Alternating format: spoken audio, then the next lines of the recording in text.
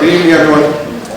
My name is Adam Dept, and I'm the town manager here in Northbridge. I want to thank you all for taking the time to come out this evening as we discuss this important process of exploring the feasibility of constructing a new fire station here in town.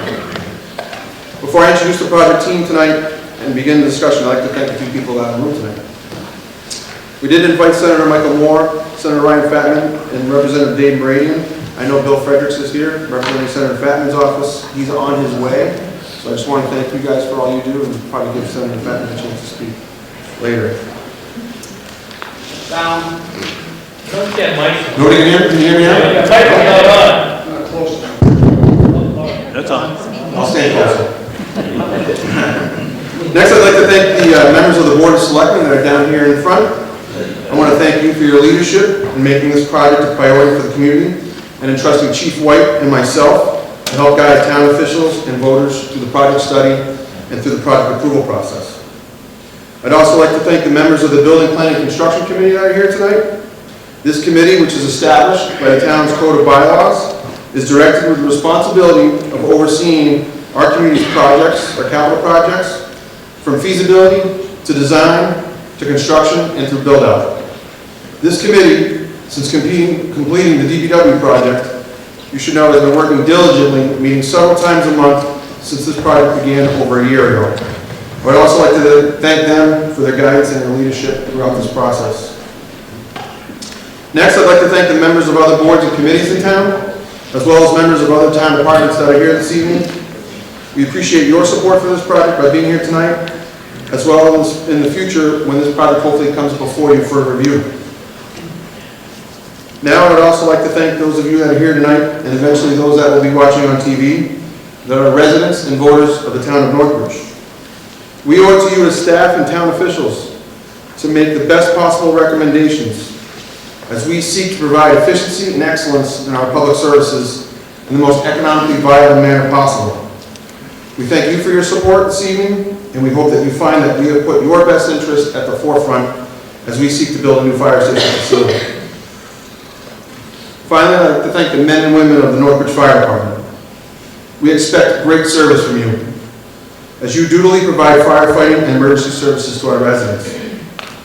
If we are to expect this great service from you, it is our duty to provide you with a modern facility that can aptly store the necessary equipment that you use to protect us, that will provide adequate space for you to live and to train, and that is in a location that gives you the best chance to succeed.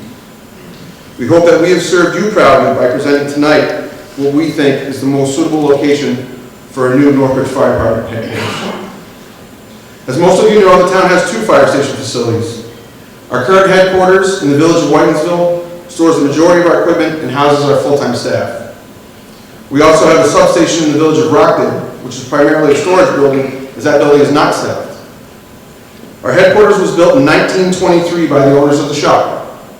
At that time, the mill owners provided fire department services to its own assets as well as to the community, much as it had done previously with other town services and other town buildings.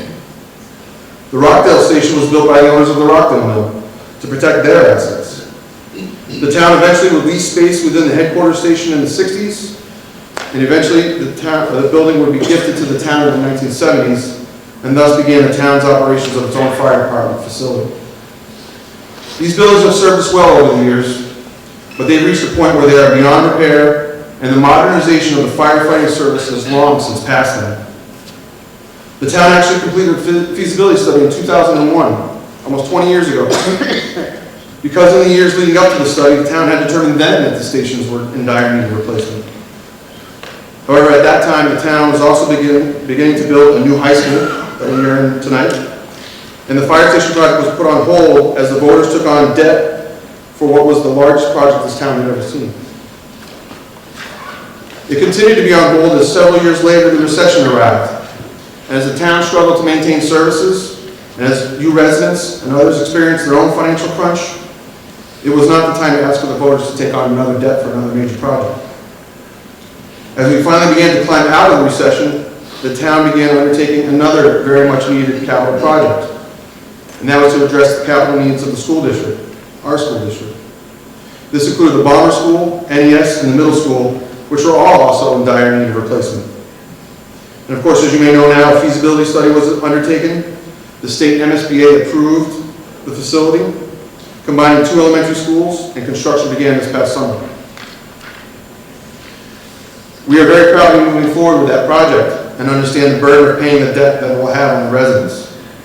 However, your firefighters, your fire department, your ambulance service, they cannot wait another 20 years for us to look at this project. It needs to be addressed now. At this point, I would like to introduce those that we'll be hearing from tonight as we present our findings to date. Fire Chief David White up front. He'll be speaking next, and he'll be providing a background of the Northbridge Fire Department and explain how our current operations are managed. After Chief White, we'll be hearing from Brent Artho of Cardinal Construction. He is our owner's project manager, also known as the OPM. And with him tonight is Shane Sampson, also from Cardinal. Brent will be providing an overview of the feasibility study process and what it will do for us. After Brent, we'll be hearing from Luke McCoy of Castle Blues Architects up front. He's our lead architect and project manager for the design team. And with him tonight is also Renee Proto, also from Castle Blues. And they'll be going through the different aspects of the study and the tools that are used to evaluate specific locations for their compatibility to meet our desired fire station program. All of these individuals, as well as others behind the scenes at their firms, they represent the design team, and we certainly appreciate all the work that they've been tasked with and completed thus far. So now we'll hear about our project. I'd like to turn it over to Chief David.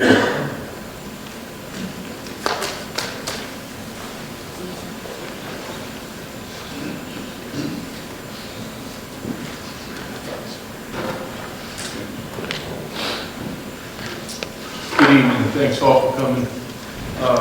For those who don't know me, I'm David White, I'm the fire chief. I've been the fire chief for 2.5 years. I took over for Chief Nesta. I've been a member of the Northbridge Fire Department for the past 39 years. So, and I've lived in the town my whole life. The project to replace the existing 2 fire stations started about 2 years ago now. August of 2017 when it came before the board. The project that's being presented tonight is a product of many hours of work in consideration for every aspect that we could possibly think of in order to maintain the operational fortitude of the fire department. I've spent many hours traveling around New England looking at different fire stations, and we talked to many different fire chiefs about their projects, what went right, what went wrong. So I'm going to talk about the current operational background of the fire department first off. We have 17 full-time firefighter paramedics, and we have 17 call firefighters, along with myself, and I have an administrative assistant. Our current apparatus, we have 3 Class A pumpers, which the taxpayers here all recently updated. We have 1 109-foot aerial ladder, a heavy rescue truck, 2 advanced life support ambulances, 3 forestry units, and 3 utility vehicles. We also house 4 specialty trailers. We have a mass decontamination trailer. It's used all over District 7. We house a trailer that carries an off-road utility vehicle and portable pumps and generators. We also have a trailer for emergency management disasters, and we also have a portable emergency light trailer.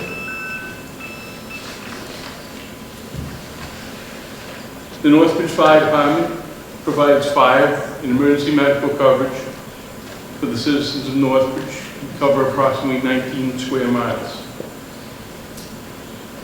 The fire stations, both the stations were built by the mills in each district. Fire Department headquarters at 193 Main Street was built in 1923. Only a small section of that building is actually built as a fire station. The rest was used by the Machine Works as a gas station and a mechanics garage. Station 1 was gifted all the fire apparatus in 1966 by the White Machine Works. In the town, they leased the fire station part of the building until 1977, when the whole building number 32, was gifted to the town. That station's manned 24 hours a day, 7 days a week, with 4 full-time firefighters.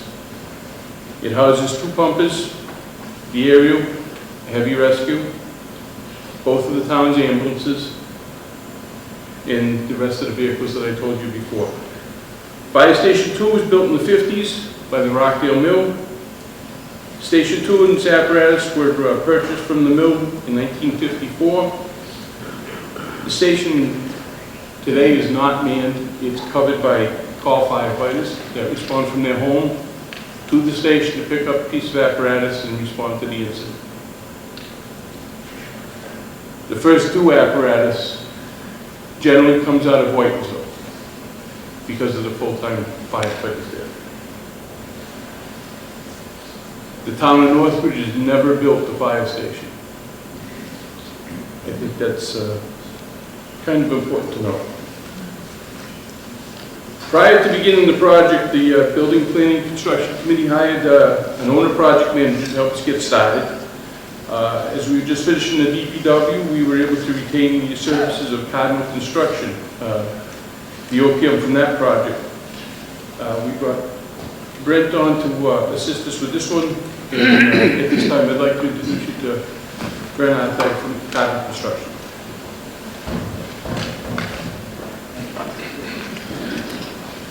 Thank you, Chief. So I want to talk a little bit about our mission. What are we here to do and to accomplish? First of all, a little bit about our firm. We've been doing municipal, commercial, and private construction in New England since 1989, for about 30 years now. So we built everything from hospitals and fire stations, courthouses, schools, and everything in between.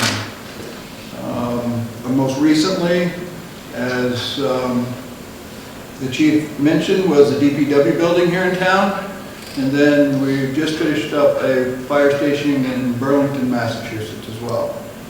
One of the things that I feel separates us from other OPM firms is we're builders as well. Our background is building and design and developing, so we know the entire process, we know how to build, we still build, we're still in the market, and we got a good feel for the market.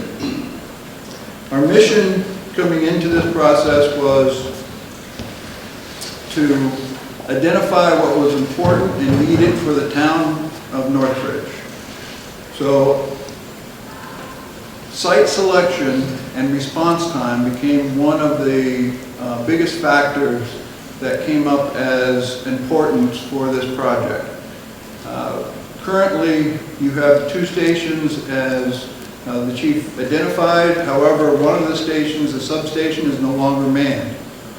So improving on or keeping the response times that you currently have were one of the major goals. And that became down to site selections. We started with a total of 21 sites to evaluate. Before the designer came on board, with the chief and the BPCC, Building Planning Construction Committee, we whittled those sites down to 11 different sites, primarily because of size, access, utilities, railroad tracks that would restrict firefighter access, and those types of things. Once we identified those sites for evaluation and the criteria that was most important for us in a design firm, we identified those qualifications that we wanted. We put those in an RFP and sent out an RFP for qualifications and proposals. So the RFP queue went out on April 26th. We received 4 submissions from very qualified firms. The committee, given the quality of the firms submitted, decided to interview all 4 of those firms. They were then reevaluated on a scorecard we had created based on our criteria. And after that was finished, the price proposals were opened and a selection was made. The first order of business for the design team, the committee, and us was to gather all the information that we could about what we have existing in the town of Northbridge. Take that information and start to develop plans on how we're going to address it. And also to take in and understand the existing services that we have, plus take into account any future growth considerations that we could see in the foreseeable future. The second part of that was developing a response time for each of the sites or collection of sites that remain so we could evaluate response time with each. The second part of the program was to really zero in on the site locations for the fire stations. We again set up a scorecard and determined with the committee what the most important qualifications of the site were. Things such as response time, the cost of acquisition of that site, the availability of utilities to that site, any challenges or environmental factors that were on that site, such as wetlands or ledge or difficult site conditions. We reviewed those with the designer and the committee, scored each of those sites, which you'll see Luke go through here in a minute, and came to a conclusion on a site that we think is best.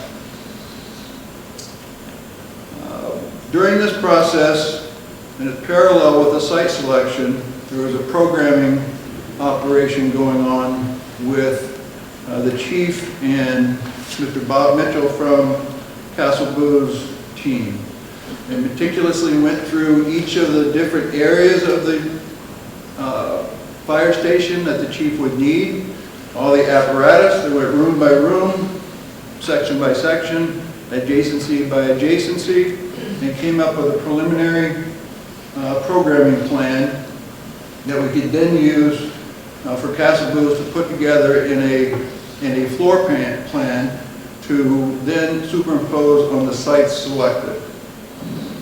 Once this conceptual schematic design is complete and the site selection is complete, we will then take the program set forth from Chief White and Castle Boo's and position that on the site as best and most efficiently as possible.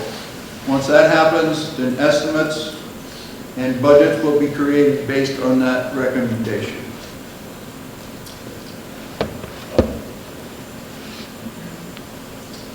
I want to turn it over now for progress, and I do want everybody to keep in mind we are still in the progress of the feasibility study.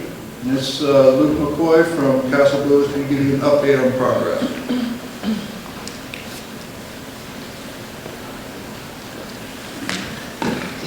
Thank you.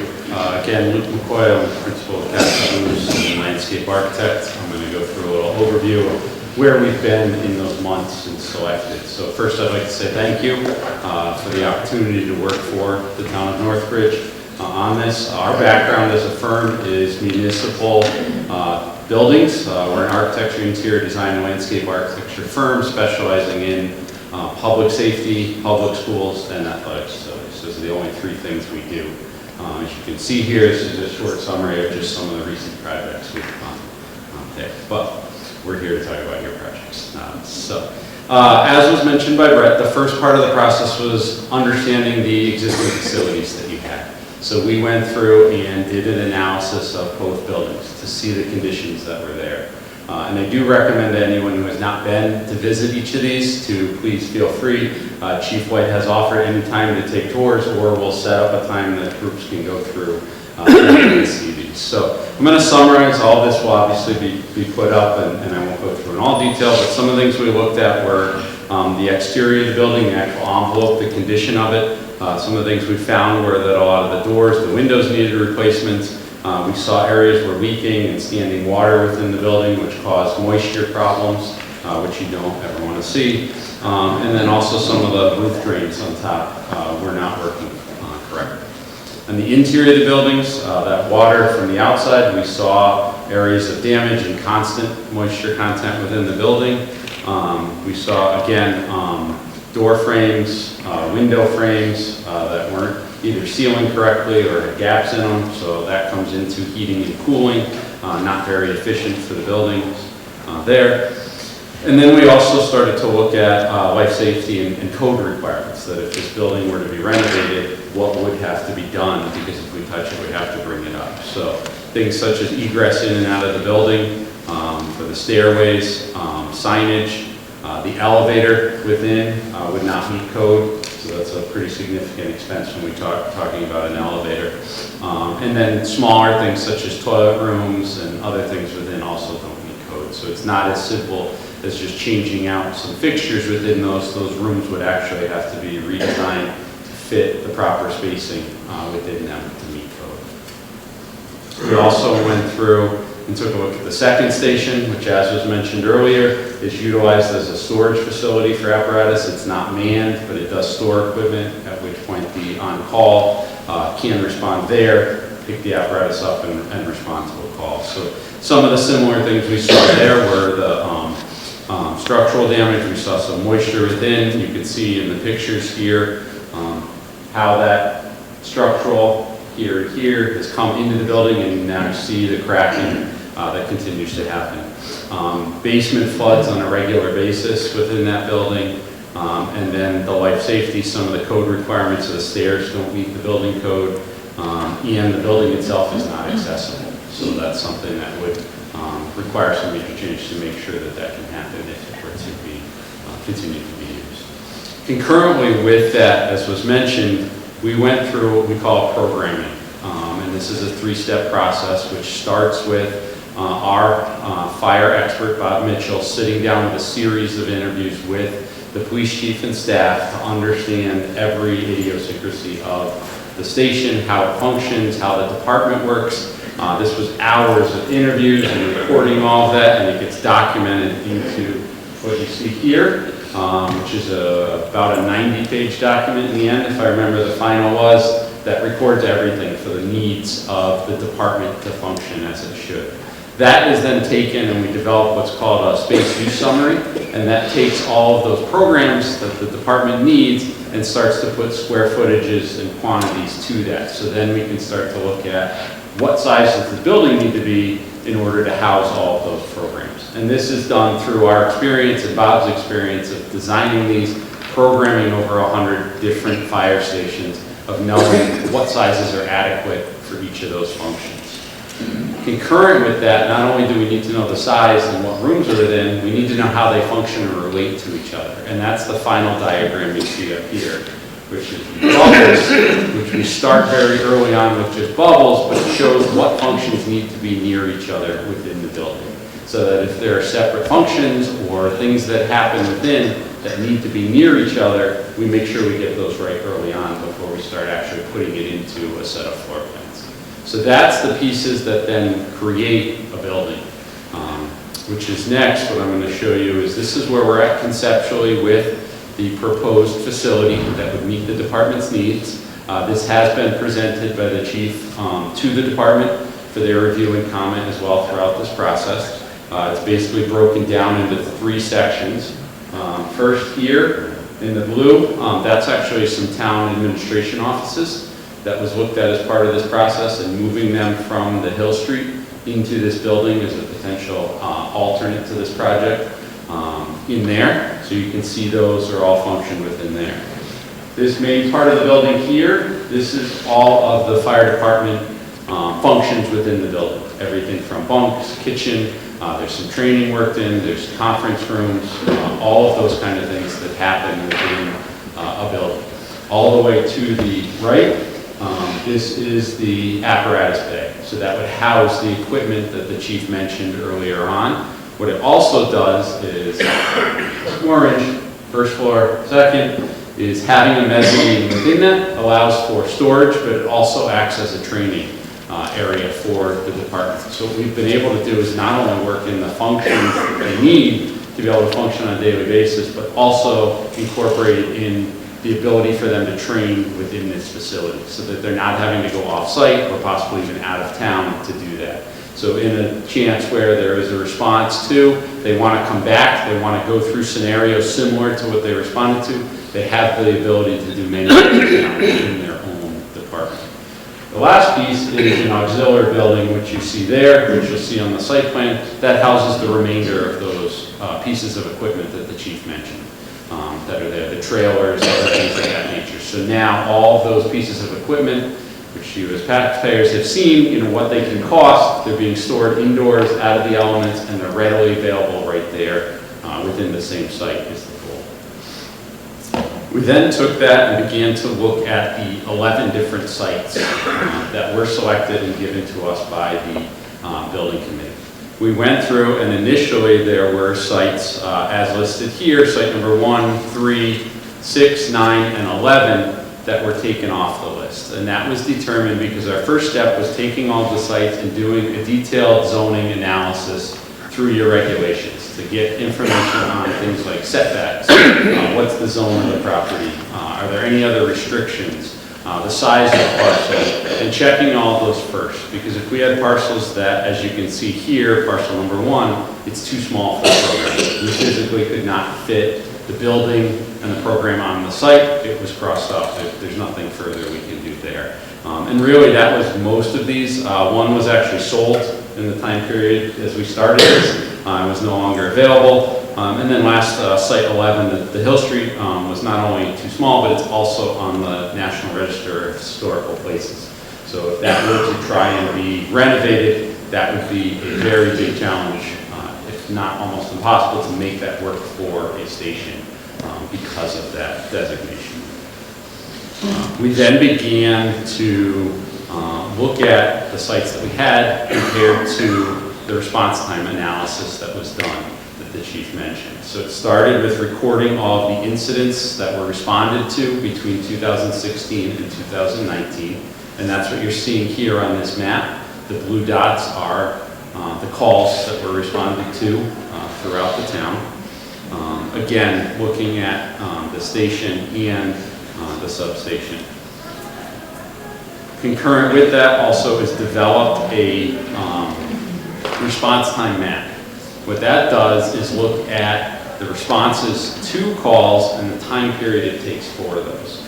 And what we look at with that is the requirements that fall under NFPA, which says that the recommendation is to respond to 80% of the community within 10 minutes.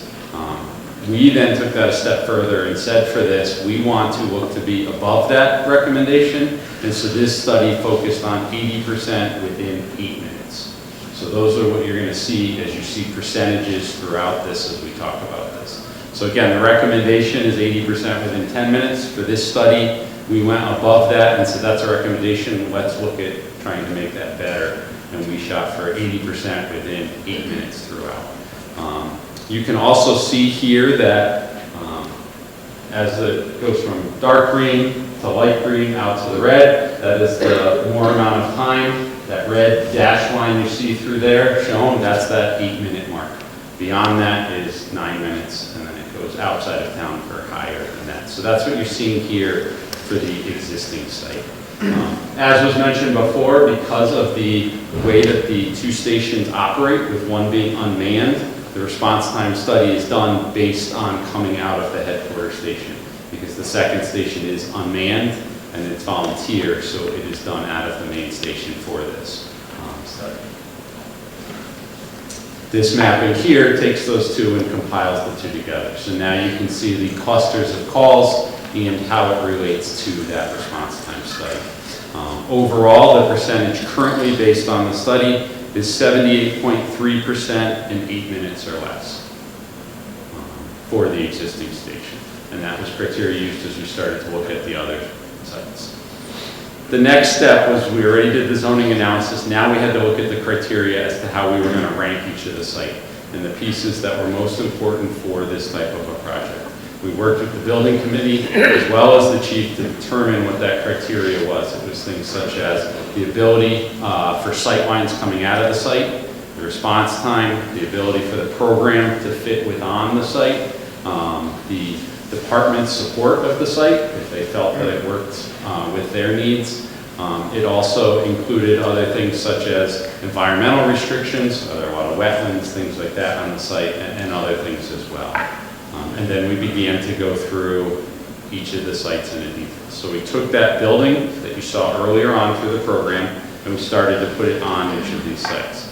The first site, site number 10, was the 198 Church Ave. Some of the positive of this site was it had great sight lines and the visibility of the building from the road. So looking at a building that's kind of a staple, you see it. What we did find though is that this parcel is too small. We could barely fit the building on it without any parking in nature, and it put it right up to the front door of the other building that's adjacent to it. So it really didn't work. Overall, this site scored a 42 on the ranking system. Second site is site number 5, which is 260 Providence Road. Some of the positives here was it actually improved that response time from the 78 to the 82.2, so that was a positive. Had great visibility from the road, and it did have additional space for training on the site for the officers, as well as expansion if needed in the future. Some of the cons was this was one of the sites that lacked the support from the department. The development costs here were looked to be higher than the other sites we reviewed, because in order to put this here, we would have to relocate some of the functions that are there. So it increased the cost to build the building there, because we'd be rebuilding some of the other things on site that we're moving on. And then the other was that it only really improves the response time study to the north end of the town slightly. So although that percentage went up, it didn't really help a great deal the response time to the north. Site number 2 is the 80 Main Street. This response time, almost similar to the existing station, 78.9 as you expect, because it's right near the existing station. Great sight lines, and the development costs here would be minimal for this station. Some of the things that we found as we went through was the parcel really was found to be too small for the full program to allow for the on-site training and future potential of expansion shall it be needed. We also saw that it does not improve response time to the north part of the town. And as I said, the training, it lacked on the site there. This site ranked a score of 53. For those, I think I forgot to mention, the last site was a score of 52. I'm writing that down. The next one is the site number 44, which is 44 Cross Street. So this one increased that response time to 88%, had great sight lines, visibility for them coming out of the site, and is visible from the road. If you're driving by, to be able to see the building and know where it is. Development costs were looked at, and they're higher than some of the other sites, so it had a lower vote on that, or higher cost. This one, again, lacked support from the department for various reasons. Again, it only improved the response time to the north part of the town slightly, and it did not have enough room on the site for on-site training, future expansion as well. But this one ranked slightly higher at a score of 60. Site number 7, 644 Providence Road.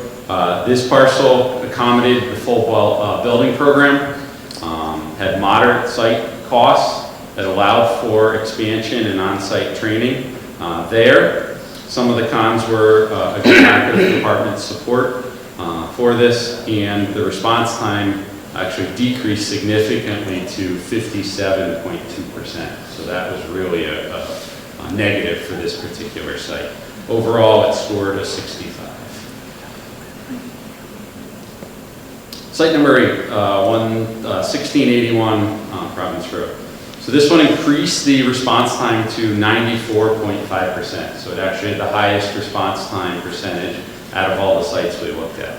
It also increased the response time for that northern part of the town. As you can see here now, that green, yellow, orange is much more distributed throughout. Had lower site development costs compared to some of the other sites that were reviewed. And it did allow for additional space for future expansion, training on site, and the full program for the department. Some of the cons were because of it and the nature of the parcel, being that the years here and there are residential parcels here. You don't quite have the visibility of the building from the roadway if you're passing it. And then there are potential restrictions because of wetlands on the site, but because of the size of the site, we are able to look at the program and build out without affecting wetlands or within the buffer. So it's listed as a con, but there's plenty of room on the site to not affect those. It just means we'd have to go through the regulatory process to show that we're not impacting that throughout. What we then did was, for comparison, because this did rank the highest, we took that initial report, which you can see on this side, and we compared with the proposed location that ranked the highest. And you can see the change in how that response time is improved. Again, going from the 78 to the plus 90% now, and overall expanding the amount of town now that falls within that less than 8-minute response. Again, 2 minutes within recommendation that we went by. What we then also started to look at was, because where we showed it was originally just trying to put all the buildings close to the road front, just for visibility of people passing by, and the site is large enough. Our next steps are starting to look at, are there better places on the site that the building may sit, now that we know this is the preferred site based on the ranking that was gone through. So we're going to start now to develop additional concepts, looking at different locations within this site, so that we site the building in the most appropriate place on this site here. So these are just some of the options we'll start to look through. Again, this blue in the top is those potential wetlands, so we want to stay out of that and the buffer area, and then starting to look at these. Adam, correct me if I'm incorrect, but this also was reviewed with Parks, and they have no issue with that area. It is not utilized, so they did not see any problem with it being used for potentially a new fire department here on this location. And then you can see, just for anyone's reference, these are photos taken from the street at the current entrance in, which is right here, for those that aren't familiar with exactly where that is. That's where we are right now with the study. Overall, with all of the research, the back and forth with not only the building committee, but the chief and staff, and our summary of the site that currently has been selected by the building committee. So what I'd like to do is turn it back over to Brent and Adam to talk a little bit about our steps moving forward through the rest of the feasibility study.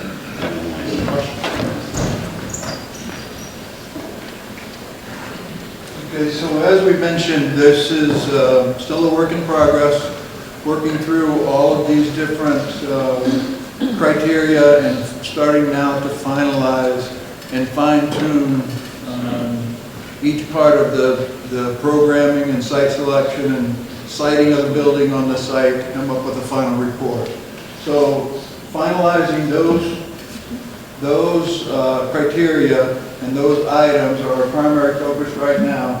Once we get to that point in the process, we'll start the estimating and budgeting process to come up with a full estimate and budget for the project, and then get a final report out in January of next year.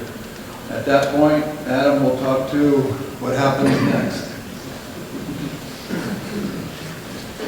Thanks, Brent. Thanks, Lou. So obviously, this is a rather large-scale project, and it's typical of large-scale projects, and we need a couple of different approvals from the town. So the goal is to go to town meeting in May, and that would be to get permission to borrow from the voters.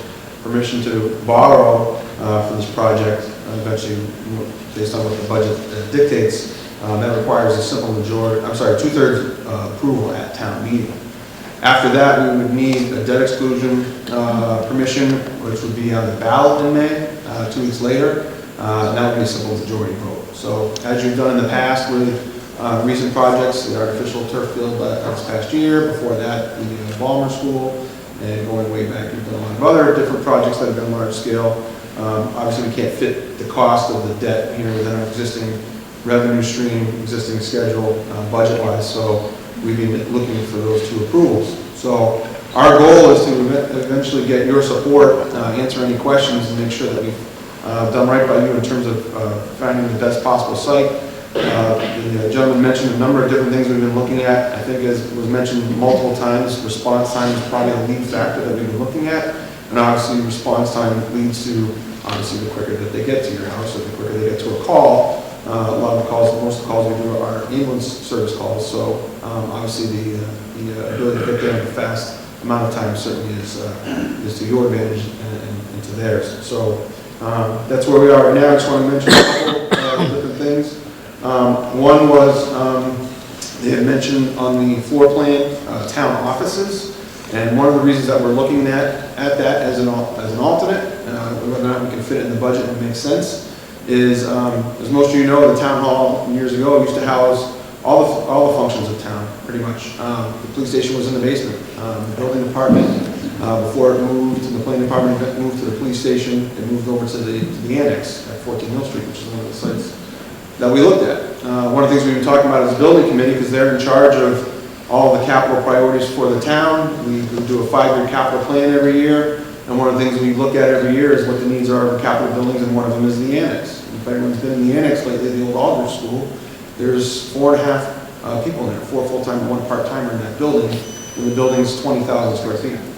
So from an economic standpoint, long-term, a building that is very old, doesn't house many people, is not very efficient, doesn't seem like the best use of your funds long-term to keep that building going. So one of the things we thought of is, while we're building a modern facility, does it make sense to add 4 offices or 4+ offices to this at a much lower cost, obviously, of renovating the annex, and then obviously modernization-wise would be more efficient, mechanicals, space, etc., moving forward, and then obviously just like Cross Street, if it went in this direction, the Aldridge School would be looked at for an adaptive reuse, possibly private. Second thing I want to mention, I've been asked several times about public safety facilities. Some towns, based on their needs, they'll do a joint facility. We've not looked at that. It's not part of our plan because of the fact that based on our capital review of all of our projects and all of our buildings, and we look at them obviously every year, I'm discussing with the police chief, that building is the police station is in very, very good shape, you should know. So one of the things that we looked at as part of our program, and you saw in all the multiple sites that you saw, was room for expansion. We're trying to think about the next 50 years, the next 100 years.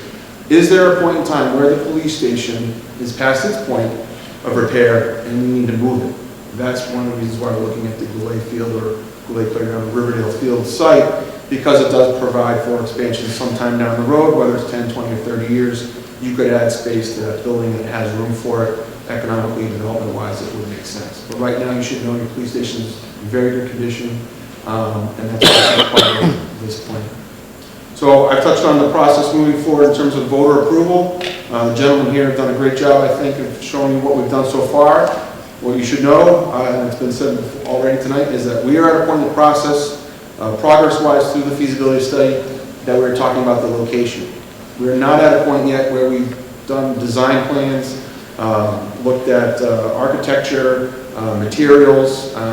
We haven't done soil testing yet. We haven't done any of those things. So if you have a question about the budget, we haven't even discussed that at any of the meetings, and we've probably had 20 or 30 meetings on this project. We haven't once discussed a number yet because we don't have that data or information to give you a number yet. So our goal between now and obviously May is to come up with that information, do more due diligence, and provide those numbers to you and have discussions about what makes sense economically for the town and whether or not our programming needs can meet the economics expectations of the community. So last thing I'd like to do is introduce a couple of important people that walked in the room. I know they were at a busy night and running around a different town, so appreciate them making the visit to Northbridge. I just want to introduce Senator Ryan Fatman and also Senator Michael Moore, who walked in the back. So we certainly appreciate all that you guys do for public safety, for the community. You do a lot for us annually, trying to work in public safety initiatives in the state's capital budget. They tend to be smaller items, but every penny goes a long way, so we appreciate you stumping on Capitol Hill for us. Also grants that we apply for, and seek your support on those as well as any legislation that comes up that improves the public safety environment and gives the firefighters, police department, and others the ability to succeed. So all you do for us, we appreciate it. Thanks for coming tonight. So with that, I think we're ready for questions and answers.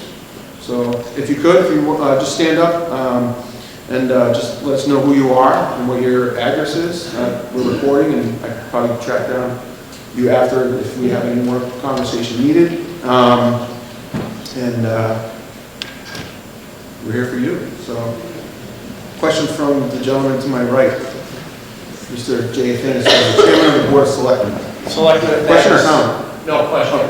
So assuming voter approval in Q2 20 next year, what would be the RFP moving forward schedule? Yep. And when would people be looking at borrowing, so that Sure. they get some sense of when that would start to kick in moving forward? Great question. I didn't even give that to you before. So obviously, if we did get approval at the May election, we now have approval to borrow money for the project. We now have approval to increase the taxes, obviously, to pay for that debt, which eventually would come down the road. So based on procurement laws and the requirements when you're doing these types of projects from a design standpoint, we would have to go through an RFP process for both the OPM and both the architects. So there's a time frame that it would take to undergo through that process. Building committee's already done it a couple of times, so they know what they're looking at moving forward. Reviews, interviews, looking at qualifications, etc. We have a great design team here, so we're thinking that we're in a good spot moving forward if they decide to submit and they get selected. But it is a public competitive process. Once you have those folks on board, then there is the design process. So there's the process of all the different aspects that we're going through with the Balmer School project right now. So everything from civil design work, the building, drainage, pavement, lighting, and obviously the outfit of the building, materials, everything from acoustics to mechanicals, all that would be designed. And then eventually that would be put out to public bid. Again, we're talking public dollars here, prevailing wage. So that process on top of the design efforts, we're probably not going to put a shovel into the ground for 2 years, a year and a half maybe. So hopefully a year and a half. So our expectation is that, it is what it is in terms of we have to follow the public bid laws. I'd love to put a shovel in the ground tomorrow. That's not going to happen. I know these guys do too, but it's not going to happen that fast. The expectations we'll do as diligently as we can. Hopefully the market is good for us from a bid standpoint, and it's competitive, and we get good numbers when we go to build. One thing I did want to mention is, talking out loud, is the finances, the tax impact, all those types of things. One of the things we will be looking at, and we don't have information yet because we don't have a budget yet, so I can't tell you what the tax impact is, but we'll definitely be getting that information just like we did for other projects. So look forward to that information coming up. We don't have it available now, but one of the things we'll try to do is try to show you through our financial team what we have for debt now and what projects will be coming off. And so hopefully we're in a situation where we don't have the full cost of the project because we have some other items that might be coming off. So, but I don't have information yet. So, next question. Mr. Delant? Good evening. My name is Barry Delant, 38 Kings North Street in Whitesville. Thank you for recognizing me, and I would also like to thank the citizens here tonight. I was wondering if we can get a commitment from you tonight, Mr. Town Manager, where a lot of people are financially struggling out there. They have, the new school, the CPA, and also the new athletic field coming on that. And I was wondering if I can get a commitment from you tonight, and that you'll try to stress to be innovative as possible when it comes to the financing of the fire station, to try to do things as innovatively as possibly. And one of those would be to look at modular construction and to do whatever it takes to try to soften the blow that the taxpayers are feeling now and will feel substantially in 2021. And go ahead and answer that part. Go ahead. No, go ahead. I get some other. All right. So that is our job, and we take your dollars very seriously in everything we do. I know you have an appointed finance committee, and those members are here tonight. You have the building committee, who's been through the cost building process of different projects. So it's something we take very seriously. You will have another shot at this, multiple shots, if you will. We plan on coming back to you once we have those numbers and the things that we've looked at in terms of where we can have value engineering and other ways to save money and try and do best. Obviously, we're talking a multi-million-dollar project here. I think everybody in the room knows that. You read the paper and you see what other projects go for. That's what we're dealing with. So we're not going to shy away from that, but we are going to try to do the best we can by you in terms of trying to be as frugal as possible and cost effective. Hopefully that answers the question, but I can't guarantee.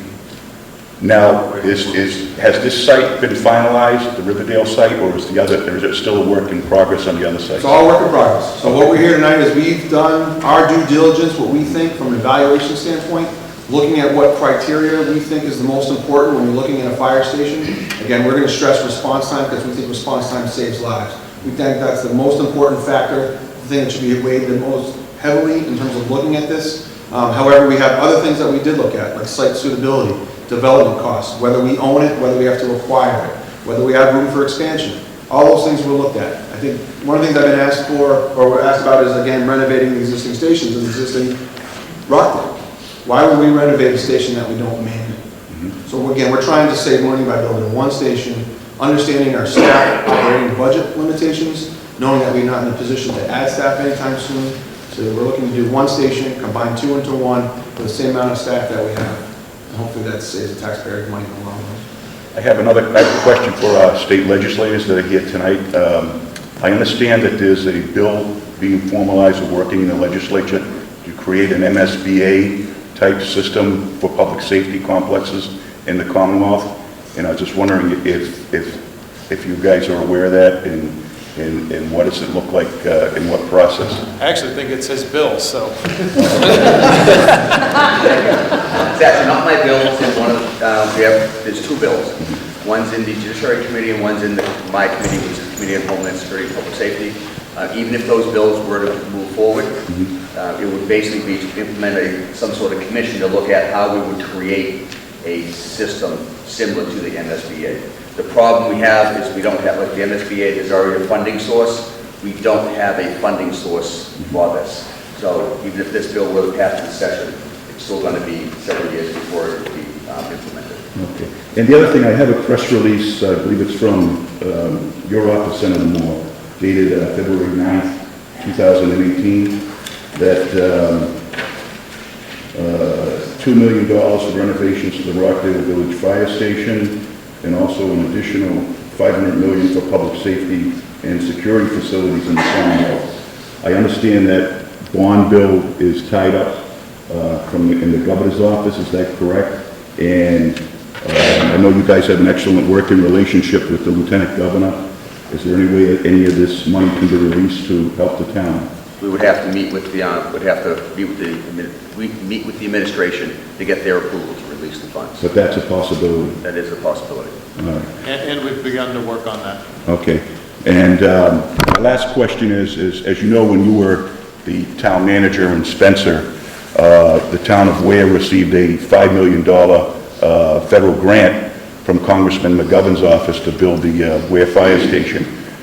I think as we discussed, that money may have been dried up now, but we don't know what else is out there. Can I get a commitment from you tonight that you will sit down with the executive officer of Congressman McGovern's office to see if there's any federal funds for this project? Sure. Two things. One is I certainly can have that. I'll make that commitment that we'll meet with McGovern's office. I think one thing that you should know about that project, I'm very familiar with that project and where. If you recall, there was legislation that was passed at the federal level. It was called the ARA Act. Right. It was the American Recovery and Reinvestment Act. Right. So at that time, obviously coming out of the recession, the president at the time was looking to influx communities with capital money to generate jobs and put money into projects. That money is long gone. We in Spencer received $1.8 million to build a $7.5 million water tower. But you're talking 8 years ago, 7 years ago. That money's not available. It came out of specific legislation like the New Deal and other things that have happened decades ago before us. That was what the funding was for. So that funding is not available at the federal level. There is money available, and sometimes you'll hear about USDA money. That money is earmarked and geared for towns of 5,000 people and less. So you'll have like towns up in the Berkshires where they have no economic development, they have very little tax revenue, they need to build a $500,000 station, that's the whole town's budget. That's where the USDA comes in. So there is not currently federal funds for a project like this. At the state level, I've had these discussions with our legislative delegates. The only money that's available right now at the state level for capital facilities and public safety is through 911 regional dispatch. We're seeing monies available for studies to regionalize dispatch centers. You're also seeing money for construction up to a certain dollar amount, and also the outfitting the interior, IT and other for regional dispatch. There's not a funding source for standalone police station or combined public facility, unless of course it has a regional dispatch component, but even then, their whole budget is smaller than our budget. Okay, but that's excluding the caveat that Senator Moore just said, reference to what I brought up, right? $2 million? Right. Yeah, so the $2 million was part of a capital bond bill. Okay. There hasn't been any project in that bill I'm aware of that's been released. Right, but I'm just saying, they said they're going to, as the good senator just said, they're going to look in to see possibly getting some of that money released. Yep. I think as a team we'll definitely make that effort. I'm just, Right, I know, but so like I say, you don't know until they come back with what they can or can't do. And the other thing is that, as you know, we just signed an agreement with the local historic district and partnering with the National Park Service. The National Park Service is a federal agency. I believe in the contract that the town signed with the National Park Service. There's certain things the town will do, and there's certain things that the National Park Service will do. Now, I don't know wherever this fire station ends up, if it impacts the response rate to the local historic district, but which is also now umbrellaed by the National Park Service. If you did talk to Congressman McGovern's office, hopefully you will, bringing that factor up that you now have the National Park Service here, that may be another avenue to try to seek some federal funds. Just some conjectural thoughts, and I look forward to your response talking to Congressman McGovern and our elected state representatives. Thank you. thank you, Mr. Glenn. Appreciate your interest. Does anyone else have any other questions for myself about the process, Mr. Friesel, or architectural team? Bruce Friesel, 32 Howard Street. Gentlemen, I'd like to ask a couple of things. One of the things I'm looking at is the map and the number of responses and where they are in town. Is there an optimum spot in the town, no matter where it falls in the town, where it actually does completion of the responses equally through the town? Did you ever find that spot, whether it's in the woods or whatever? Was there a spot where it kind of spanned away from that, would be close to that one spot? Did you ever do I that? could probably answer that. I think we probably could. It's probably in the middle of the woods, right? I think one of the things we all have to realize is that we are subject to the sites that are available. One of the things that we're looking at, obviously, is development costs. And what's the best site for the town to develop is one that we own. So we started with over 30 sites 2 years ago, and we weeded out certain ones. Obviously, they're too small or had something else on it. Probably a more central location is the Veterans Building on Hill Street. But as you know, that's, I think, 0.3 acres maybe, and you can fit about 10 cars on it, and it's not going to work. So we've talked about private properties as well, and we've explored those. But again, we don't think that's the best use of public dollars. We didn't find a private site that was available that would fit here. So we again focused on town-wide sites, town-wide sites. In addition to that, I think it's important to realize that there's an additional cost. There's a cost to doing response time studies for multiple sites. So the committee's been very sensitive about costs and zeroing in and being as efficient as possible with the money we spend. So we really focused on the things that were real possibilities as opposed to theoretical possibilities. I think just one other thing I'd like to mention is eminent domain is something we decided we're going to stay away from. It's not in the best interest of, we're not going to take anyone's home from them. I've been through taking of properties for road projects. We've been through Spencer, my last town. We did a major acquisition in the center of Route 9 and 31 meet, and we acquired a bank parking lot. Those things don't end up eventually being in a legal format, and we don't want to do that, and we don't want to waste taxpayers on taking people's properties or taking their homes and then having to deal with it after when we have 6, 7 townhome sites already. One of the things in the past, I'm just going to relate to the site again, this study that we've done, we also have a history that one time we even looked at having the fire station and the police station being incorporated, and there was some planning done years ago. The reason why it seemed to be a good location because it had really for the population. That's one thing I don't know. My other question, you have it on the horizontal plan for the building. Have you ever considered going vertical in some of the services that are in living quarters going up? I enjoyed that fire pole that I used to use at the old fire station. Wait a minute, for fire purposes.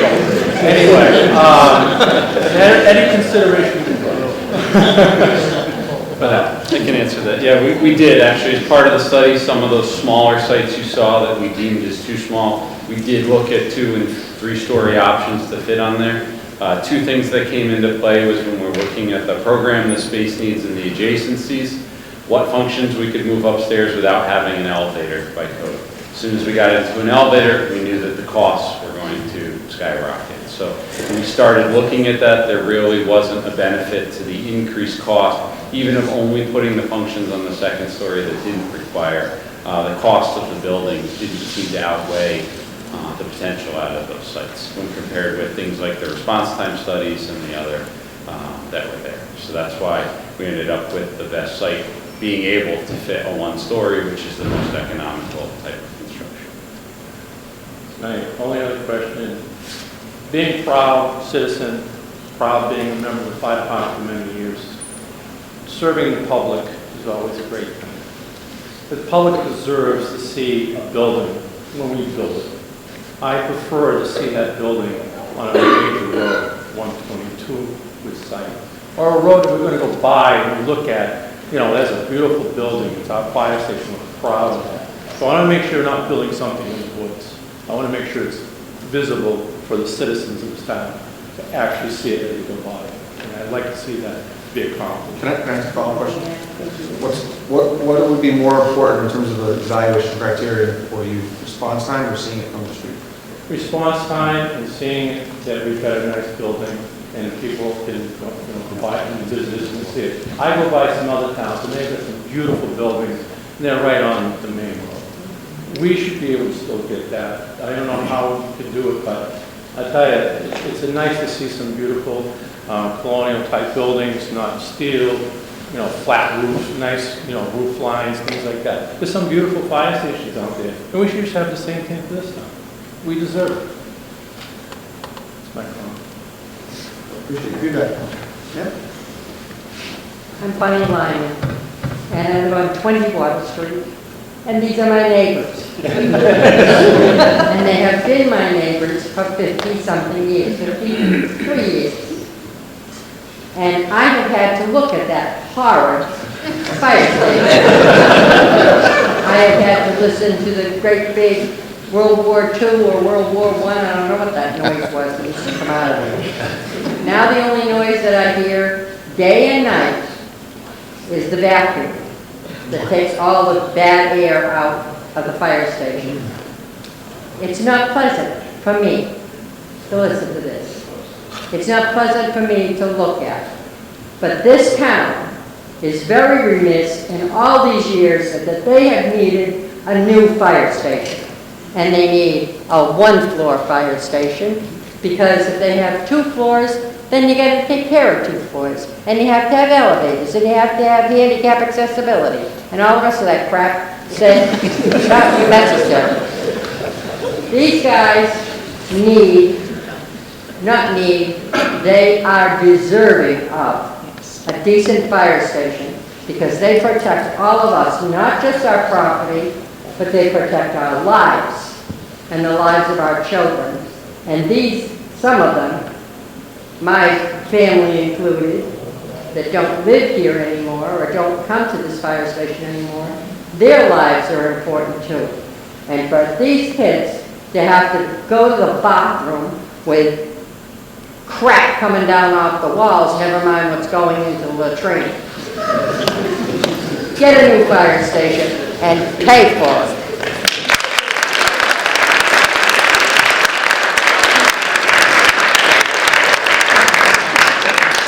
I should have had you write my opening speech. One of the things that is common that you read in articles, and it's national news, obviously, is the carcinogenics associated with fighting fire. So, did you want to just touch on obviously what we don't have now and what we're talking about, but also a couple of the areas that with the decon and other areas that are beneficial on the cheaper route in terms of that would address the We'll talk about what you do now and then. So one of the things that, when we did the programming on the station, one of the things that Bob Mitchell brought forward that was really important to us is the cancer initiative. The building layout here right now is designed to protect firefighters. They divided it up into like a hot zone, a warm zone, and a cold zone. Obviously, Obviously, we always want to stay inside the cold zone. That's where we're safe, right? There's no bad stuff there. The building's designed so that when we come back from a fire, you go through this decon area where we can get rid of all the carcinogens out of our gear and whatnot. We can shower and then move into the cold area. A lot of thought went into that with Bob Mitchell. He's an expert on it across the country, and if anyone wants to Google it, go ahead, you'll see Bob Mitchell's name is everywhere across the country. So a lot of thought went into that part of it. We also had a lot of thought that went into the bunk rooms in the living areas. As far as there's a fitness area, firefighters need to stay fit. This one's putting weight on me.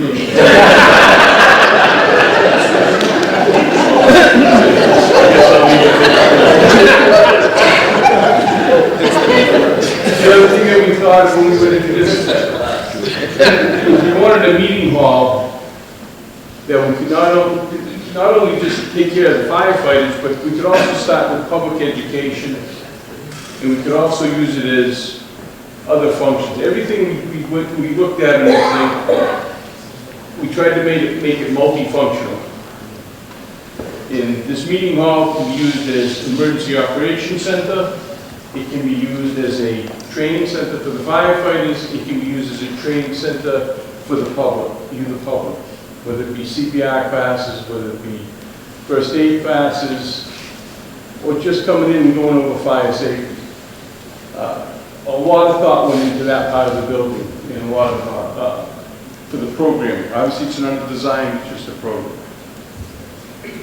I just want to add one of the things that we looked at, and again we talked about expansion. If I can bring it up fast enough as I talk, but one of the things that's very crucial, which is obviously evident every day, that these men and women go out and do their duty and try to protect us, is training. It's extremely important, obviously, with police, and it's extremely important with our fire department. One of the things we do not have capability on the existing site and a lot of the other sites is the ability to have on-site training. So one of the things that we're looking at this site is it provides, again, centrally located, improved response time, development costs, acquisition done, the ability to expand if we ever need to add police or other facilities out of town, and then obviously the importance of on-site training. We do not have that now, and this site will provide that. Robert Smith, 139 Woodland Street. I back up what she says. And who owns that property right now, the side gate? This site right now is owned by the town of Northbridge. So it'll be no cost to the taxpayer. We already own it. It was acquired in 1966, March 8, 1966, annual town meeting. It was, we paid $12,000 for it. Originally, it was actually acquired for the purpose of looking at a site for elementary school. So it's a plus. Mr. Collins, I am. how are you?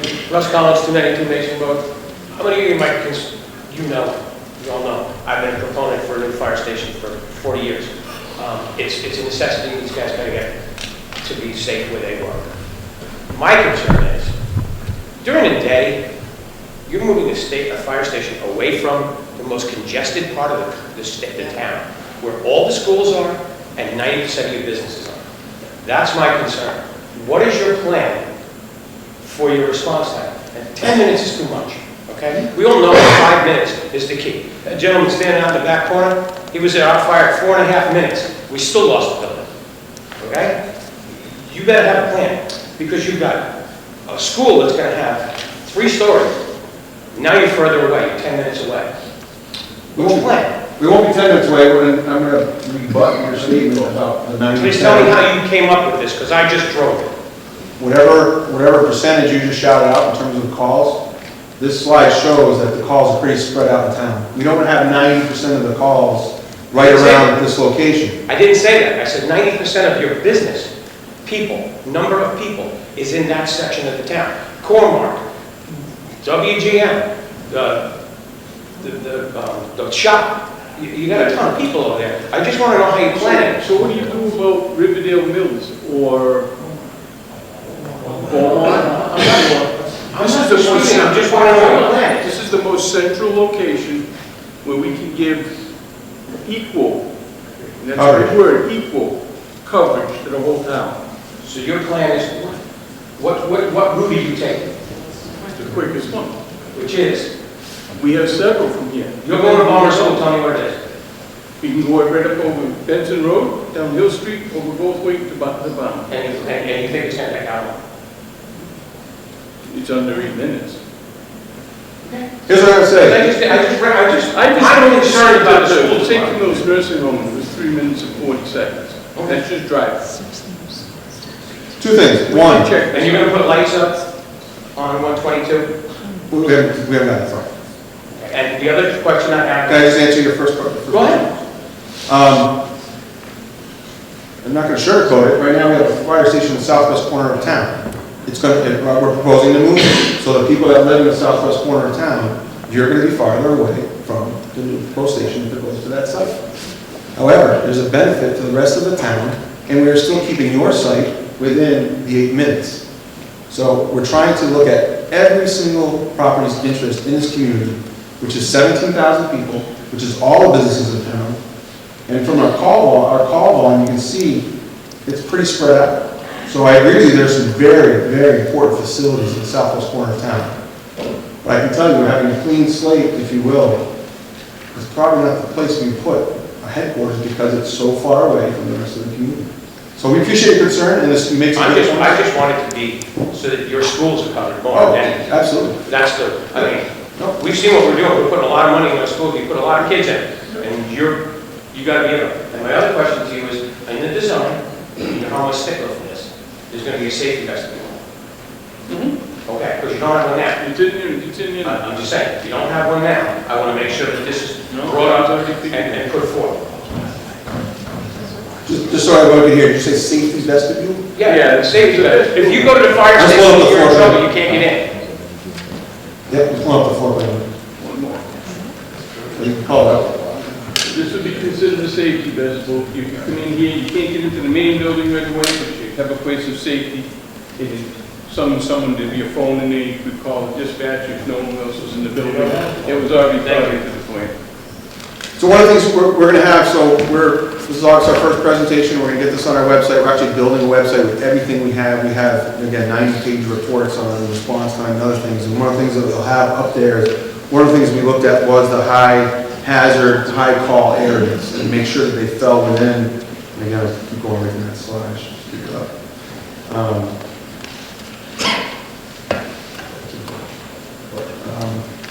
Again, we feel comfortable that there is no, we're not going to build 5 stations, right? We're going to build 1 station, we're going to try and do it centrally located. And we feel that even though we are moving away from the southwest, we're still, as that red line on the right goes away from Whitensville, it goes from 8 minutes to 7 minutes to 6 minutes. So being 6 minutes away from the Balmer School is still pretty good. Anything else? One question. Sir? Dave Grant, 187 Brookway Drive. Isn't, the field is it's elevated today, correct? Yeah. So is the plan to, are you gonna, take out land and flatten it? Or are the trucks gonna have to go down the hill every time?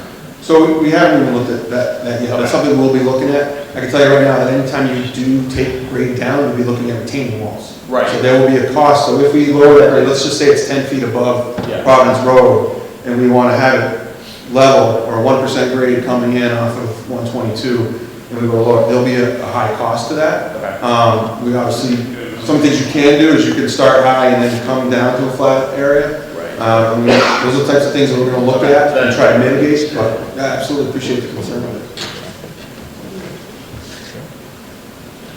Anyone else? So I want to add, and I mentioned it earlier in the beginning in terms of the work the Building Planning Construction Committee is doing. You gentlemen meet every 2 weeks on Wednesday at Town Hall. Every single meeting that we've had in the last year and a half has been advertised and publicized. They're all open public meetings. We encourage you to come and attend. We'll be having a lot more between now and May and probably after May. So they're a very good working group. They are a lot of experience in the building trades, great assets to your community, and they're doing very well and very right by you working with this design team to come up with the best possible alternative for you. So I encourage you that if you don't have to wait until the next meeting we have, say it's 2 months away, where we have design concepts and we've looked at preliminary design costs and we have a budget and possibly tax impacts. You don't have to wait until then. You can either reach out to me, there'll be a website with contact information coming up real soon. But again, every 2 weeks we meet. The next one is December 4th. I encourage you, any questions, please come and attend or give me a call. My doors are always open. Good? All right. Thanks everyone for coming. We really appreciate it.